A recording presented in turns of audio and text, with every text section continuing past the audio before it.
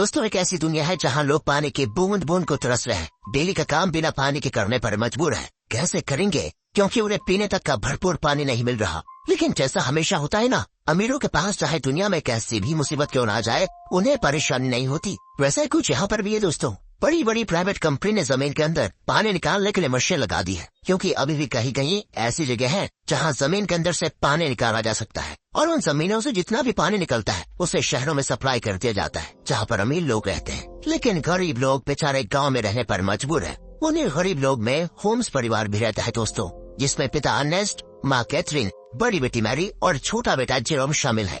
बड़ी मुश्किल से ये परिवार गांव में अपना गुजारा कर रहा था। अर्नेस्ट की काफी बड़ी जमीन भी थी, जिसमें उसके पिता खेती किया करते थे। लेकिन पानी की कमी होने की वजह से अर्नेस्ट खेती नहीं कर पा रहा है। उसने सरकार से भी बात की कि मेरी जमीन अभी भी फर्टाइल है, यानी कि पानी मिले तो इस पर फसल उगाई जा सकती है। लेकिन किसी को भी अर्नेस्ट की बात पर भरोसा नहीं है। इसलिए अर्नेस्ट खुद से ही जमीन खोद कर ट्राई करता है कि क्या पता उसकी किस्मत अच्छी हो, उसे पानी मिल जाए, जिससे उसका खेत फिर से हरा भरा हो जाएगा और फसल बेचकर वो पानी की कमी को भी अपने परिवार के लिए पूरा कर लेगा। दोस्तों, एक दिन की बात है कि अर्नेस्ट के खेत में जहाँ उसने पानी निकालने के लिए मशीन लगाई थी, वहाँ पर 2 चोर आ जाते हैं जो उस मशीन को चुराने आए थे। अर्नेस्ट तुरंत ही गन लेकर वहाँ पहुँचता है और चोरों को जैसे ही पता चलता है कि अर्नेस्ट यहाँ पर आ चुका है, वो लोग बहाना करने लगते हैं कि हम तो बहुत दूर से आए हैं, थोड़ा पानी मिल जाता तो आपकी मेहरबानी होती। पर दोस्तों, तभी वो चोर मौका देखकर अपने पास रखी गन निकाल लेते हैं ताकि अर्नेस्ट को शूट कर पाए। लेकिन अर्नेस्ट का पाला तो ऐसे चोरों से डेली पड़ता था, इसलिए वो तुरंत ही उनके शॉट करने से पहले ही गन चलाकर उन्हें वहीं पर ढेर कर देता है। देखा दोस्तों, ऐसा हाल हो गया है पानी के लिए कि एक दूसरे की चाल लेने में तुले हुए हैं लोग।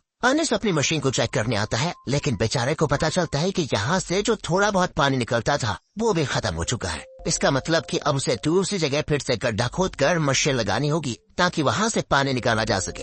अर्नेस्ट अब जेरोम के साथ वाटरमैन के पास जाता है। दोस्तों, वाटरमैन ऐसे लोगों का ग्रुप है जो प्राइवेट कंपनी के लिए काम करते हैं, बड़ी बड़ी मशीनों को लगाना ताकि अंदर से पानी निकाला जा सके, और ये पानी शहर में सप्लाई किया जाता है। वैसे अर्नेस्ट इन लोगों को शराब या खाने पीने की चीजें डिलीवर करने का काम करता है। वो शहर से सारी चीजें अपने गधे पर लाद कर लेकर आता है और इन वाटरमैन को दे देता है। उन्हीं वाटरमैन में मैक्स नाम का एक आदमी भी शामिल है, जिससे अर्नेस्ट की थोड़ी अच्छी पहचान होती है। अर्नेस्ट मैक्स से कहता है कि देखो भाई, तुमने यहाँ बड़ी मशीन लगाने का काम शुरू कर दिया है। यहाँ से थोड़ी दूर मेरा खेत है जहाँ पानी आता था वैसे, लेकिन तुम्हारे यहाँ वो बड़ी मशीन लगाने की वजह से जो थोड़ा बहुत पानी मेरे खेत को मिलता था, अब वो भी बंद हो गया है। क्या तुम अपने इन बड़ी मशीनों की लाइन दूसरी जगह नहीं लेकर जा सकते? मैक्स कहता है कि ये तो मेरा काम नहीं है, तुम्हें बात करनी है तो तुम हमारे बॉस से जाकर कर सकते हो। अर्नेस्ट को पता होता है कि बॉस तो उसकी सुनने वाला है नहीं, इसलिए वो बेचारा अपना छोटा सा मुंह लेकर जेरोम के साथ घर आने के लिए लेकर आता है। लेकिन जब इंसान की किस्मत खराब हो तो उसके साथ बुरी चीजें होने में टाइम नहीं लगता। ऐसा ही अर्नेस्ट के साथ भी हो जाता है। आते समय उसके गधे का पैर पत्थर से टकराने की वजह से वो नीचे गिर जाता है और गिरने की वजह से उसकी एक टांग टूट जाती है। बेचारा गधा प्यास से पहले परेशान था, टांग टूटने से उसको और तड़पन होती है, इसलिए अर्नेस्ट उसकी तकलीफ को खत्म करने के लिए मजबूरन उससे वही मार डालता है। दोस्तों, क्या करता बेचारा। इसके बाद वो एक ऑक्शन हाउस में आता है जहाँ पुराने रोबोट्स को रिपेयर करके बेचा जाता है। अर्नेस्ट ऐसे एक रोबोट को खरीदने आया था ताकि आगे से वो डिलीवरी का काम संभाल पाए। साथ ही ऑक्शन में फेलम नाम का बंदा भी रोबोट पर बोली लगाने आता है। लेकिन आखिर में अर्नेस्ट को वो रोबोट मिल जाता है, जिसे पाकर अर्नेस्ट और जेरोम बड़े खुश होते हैं कि चलो कुछ तो काम की चीज आई हाथ में। इसके बाद दोनों हॉस्पिटल आते हैं जहाँ कैथरीन रहती है। कुछ समय पहले एक दुर्घटना का शिकार हो गई थी कैथरीन, इसलिए वो चल फिर नहीं पाती। इसलिए हॉस्पिटल में वायर के जरिए कैथरीन को रखा जाता है। वायर मतलब जो कैथरीन को चलने में मदद करते हैं। अब देखिए, अर्नेस्ट के पास इतने पैसे तो है नहीं कि वो वायर का सिस्टम खरीद कर घर लेकर आ पाए, इसीलिए वो और उसके परिवार के लोग हॉस्पिटल में ही कैथरीन से मिलने आए जाया करते हैं। अब हॉस्पिटल के बाहर अर्नेस्ट की मुलाकात रॉबी नाम के बंदे से होती है, जो अर्नेस्ट का बढ़िया दोस्त है, काफी ज्यादा करीबी है। उसके पास तो रहने के लिए घर तक भी नहीं है, साथ ही वो दिमाग से भी थोड़ा कमजोर है।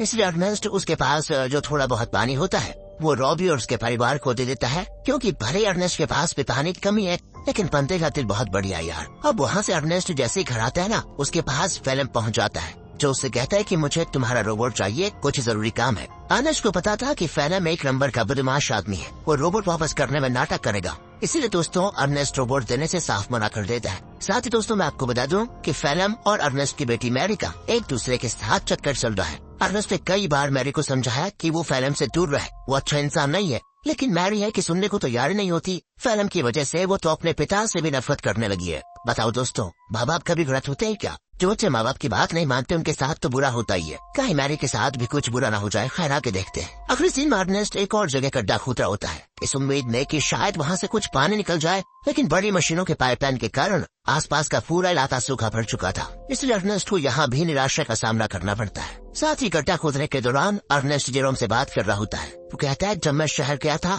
वहाँ मैंने एक लड़की को देखा। इसके बाद तो छोटे हैं लेकिन देखने में बहुत सुंदर है। तुम तो बेटा बड़े हो चुके हो, कहो तो तुम्हारी बात करवा दो उससे। मैं नहीं जानता कि इस हालत में हम कब तक जिंदा रह पाएंगे, इसलिए हमारे पास जो भी पल बचे उन्हें अच्छे से जी लेना चाहिए हमें। और दोस्तों ऐसी बात बेटे आपस में बात करते हुए कुछ टाइम एक दूसरे के साथ बढ़िया तरीके से बिताते हैं। इसके बाद अर्नेस्ट जैसे घर आता है, मैरी उससे कहती है, मुझे पैसे चाहिए पापा, मैं फिल्म के साथ जा रही हूँ, मुझे यहाँ पर बहुत घुटन हो रही है। अर्नेस्ट कहता है, घुटन हो रही है? मैंने बचपन से तुम्हें पाल पोस के बड़ा किया, सब कुछ देने की कोशिश की तुम्हें, और फिर भी तुम ऐसी बातें कर रही हो। मैरी तो ऊपर से जवाब देती है, कहती है, हम यहाँ पर जी नहीं रहे, सर्वाइव कर रहे हैं और मुझे ऐसी जिंदगी चाहिए ही नहीं। अर्नेस्ट के लाख समझाने पर भी जब मैरी नहीं मानती तो अर्नेस्ट मैरी को कमरे में बंद करके खिड़कियों पर कीड़े लगा देता है ताकि वो फिल्म से मिल ना पाए। अब अर्नेस्ट जैसे सप्लाईज लेने के लिए शहर जाने वाला होता है, तभी उसको पता चलता है कि रोबोट गायब है। ये देखकर उसकी हालत खराब, वो परेशान हो जाता है। वो समझ चुका था कि ये काम तो फिल्म के अलावा कोई दूसरा कर नहीं सकता।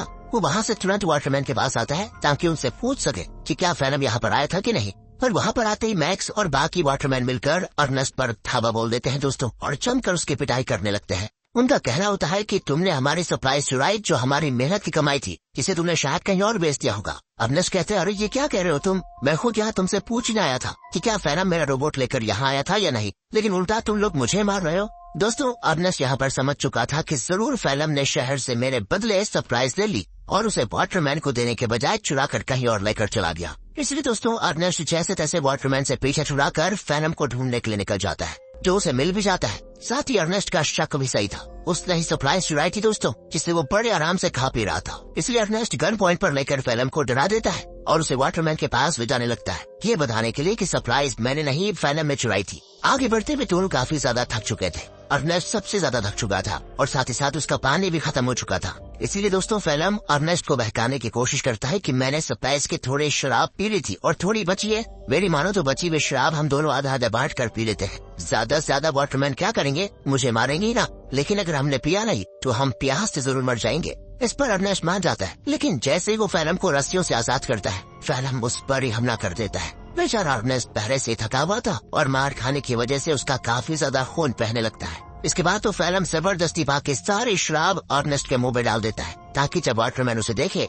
तो उन्हें यकीन हो जाए कि अर्नेस्ट ने ही सरप्राइज चुराई थी और उसी ने उनके शराब पी ली। इतना ही नहीं दोस्तों, फिल्म अर्नेस्ट को मार मार कर रोबोट के साथ ही रस्सी से उसको बांध देता है, ताकि दुनिया को लगे कि रोबोट ने आउट ऑफ कंट्रोल होकर अर्नेस्ट पर हमला कर दिया, जिससे उसकी जान चली गई। और होता भी ऐसा ही है, बेचारा अर्नेस्ट मारा जाता है दोस्तों, और सभी लोगों को लग रहा था कि रोबोट ने अर्नेस्ट की जान ली। दोस्तों हमेशा अच्छे लोगों के साथ बुरा ही क्यों होता है यार। अगले सीन में जेरोम अपने पिता को खोने के बाद बहुत उदास बैठा होता है। वो सारा गुस्सा रोबोट पर उतार कर उसे तोड़ने की कोशिश कर रहा होता है, क्योंकि अभी तो उसने ये मान लिया है कि रोबोट ने ही उसके पिता की जान ली, लेकिन हम सब जानते हैं कि सच्चाई क्या है। तब वहाँ पर फिल्म आकर जेरोम से कहता है, रोबोट को थोड़ी देर क्या मिलेगा, ये आगे चलकर हमारे काम आएगा, इसलिए इसको तोड़ो मत, और तुम चिंता मत करो, मैं हूँ ना, मैं तुम्हारे परिवार को संभाल लूंगा, तुम्हारे और मैरी का अच्छे से ख्याल भी रखूंगा। पता हो दोस्तों, घाते ने मसीहा बनने की कोशिश कर रहा है। अगले सीन में दिखाते हैं कि फिल्म मैक्स के पास आकर कहता है, मुझे पानी की एक पाइपलाइन चाहिए ताकि उसकी मदद से मैं अर्नेस्ट की जमीन पर खेती कर सकूं। मैक्स कहता है, मैं क्या तुम्हारा कोई नौकर हूँ, जो तुम कहोगे और मैं कर दूंगा। तो फिल्म उससे कहता है कि अच्छा, तुम्हें मानना पड़ेगा दोस्त, मानना पड़ेगा। वो दोस्तों उसका चाकू दिखाते हुए कहता है, ये चाकू तो याद है ना तुम्हें, उस दिन जब सरप्राइज लेकर तुम लोगों ने अर्नेस्ट पर हमला किया था, तब ये चाकू अर्नेस्ट ने तुमसे ले लिया था और मुझे ये चाकू उसकी बॉडी के पास मिला जिसमें तुम्हारा नाम लिखा हुआ है। सभी जानते हैं कि मरने से एक रात पहले सरप्राइज लेकर तुम्हारी और उसकी लड़ाई हुई थी। तो मैं क्या सोच रहा था कि मैं जाकर सभी को ये बात बता देता हूँ कि लड़ाई के दौरान तो मैक्स अर्नेस्ट को नहीं मार पाया, लेकिन अगले दिन जब उसे मौका मिला तो उसने अर्नेस्ट को मार दिया और आरोप डाल दिया रोबोट पर। ये सुनकर मैक्स घबरा जाता है और फिल्म की बात मानते हुए कंपनी से छुपाकर एक सीक्रेट पाइपलाइन अर्नेस्ट के खेत में चालू करवा देता है, जिससे दोस्तों खेत को पानी मिलना शुरू हो जाता है। सभी बड़े खुश होते हैं कि यहाँ पर फिर से खेती हो सकेगी। फिल्म दोस्तों डेली हल जोतता है ताकि फसल उगा पाए। देखते देखते उसकी मेहनत रंग ला जाती है और खेती में चारों तरफ फसल उगने लग जाती है। इसे देखकर जेरोम और बाकी सभी बड़े खुश होते हैं। साथ ही फिल्म और मैरी रिलेशनशिप में भी थे, इस वजह से मैरी प्रेग्नेंट हो चुकी थी, इसलिए उन दोनों की शादी करवा दी जाती है। शादी से फिल्म बड़ा खुश था लेकिन अंदर ही अंदर उसे ये भी याद आ रहा था कि ये सब अर्नेस्ट का था जो उससे मैंने छीन लिया। आज वो जिंदा होता तो ना ही मैरी से उसकी शादी होती और ना ही ये खेत उसे मिलता। अर्नेस्ट के मरने के बाद फिल्म ने उसकी सारी चीजों को दोस्तों अपना लिया होता है, लेकिन ये इंसान यहाँ पर भी नहीं रुकेगा। अभी आप इसके पाप देखिए कितना करता है ये। अगले सीन में बैंक से कुछ कर्मचारी आते हैं जो फिल्म के पैरों तले जमीन खिसका देने वाली बात बताते हैं कि जमीन पर तुम्हारी फसल होगी है। उस जमीन को अर्नेस्ट ने गिरवी रखा था, वो तो मर गया, इसीलिए अब ये जमीन बैंक की होती है और इसमें जो फसल होगी है वो भी बैंक के पास ही जाएगी। फिल्म कहता है नहीं, ऐसा नहीं हो सकता, ये बात तुम्हें पहले बतानी चाहिए थी जब यहाँ पर फसल नहीं उगी थी उस समय, और अगर तुम पहले बता देते तो मैं कोई दूसरी जमीन देख लेता। लेकिन दोस्तों बैंक वाले नहीं मानते, वो कहते हैं कि 1 हफ्ते के अंदर अगर पैसे नहीं मिले तो इस जमीन को तुम भूल जाना। इतना कहने के बाद वो चले जाते हैं। फिल्म तो परेशान हो चुका था कि अर्नेस्ट ने तो मुझे बेवकूफ बना दिया, बेकारी कहेगा, जमीन तक गिरवी रखिए, बताओ अब पैसों का बंदोबस्त कैसे कर पाऊंगा। बताओ दोस्तों, ये तो वही बात हो गई, उल्टा चोर को द्वार को डांटे।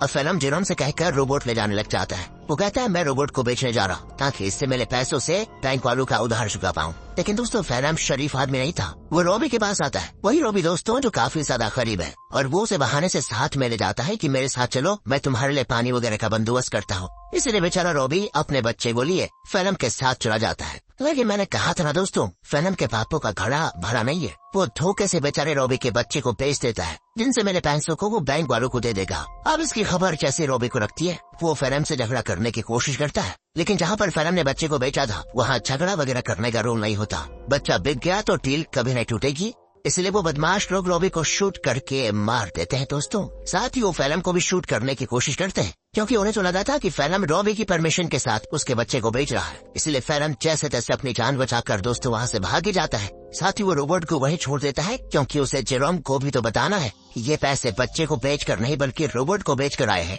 क्या कहें दोस्तों, कितना बुरा आदमी है यार फिल्म। तभी तो दोस्तों अर्नेस्ट अपनी बेटी मैरी को मना कर रहा था इसके साथ रहने के लिए। अगले सीन में बैंक को पैसा देने की वजह से जमीन फिर से फिल्म की हो जाती है, तो वहीं रोबोट आगे बढ़ते हुए अपने ओरिजिनल ओनर के पास जाने के लिए निकल पड़ता है, क्योंकि जब वो बदमाश लोग फिल्म और रॉबी को शूट कर रहे थे तो कुछ गोली रोबोट को भी लग गई थी, जिससे हुआ ये कि रोबोट की डिफॉल्ट सेटिंग ऑन हो गई और इसीलिए वो अपने ओरिजिनल ओनर के पास जा रहा है जो कि शहर में रहता है और ओनर का नाम है केल्विन। वो जैसे उस रोबोट को देखता है तो बिल्कुल हैरान हो जाता है कि ये किसका रोबोट घूम कर वापस मेरे पास आ गया। उस रोबोट पर दोस्तों अर्नेस्ट का नाम लिखा हुआ था, इसलिए केल्विन रेडियो के जरिए अर्नेस्ट से संपर्क करने की कोशिश करता है ताकि वो आगे आए और अपने रोबोट को वापस लेकर जाए। जेरोम तो जैसे ही रेडियो को ऑन करता है तो बिल्कुल हैरान हो जाता है कि फिल्म ने तो कहा था कि उसने रोबोट को बेच दिया, अब ये केल्विन बता रहा है कि रोबोट उसके पास है। इसलिए दोस्तों वो डिसाइड करता है कि अगर केल्विन रोबोट वापस देना चाहता है तो कोई नहीं, ये तो बहुत अच्छी बात है, मैं जाकर उसको ले लेता हूँ। अगले सीन में जेरोम को रॉबी की पत्नी दिखाई देती है, जो रॉबी और उसके बच्चे के वापस न आने पर सदमे में जा चुकी थी।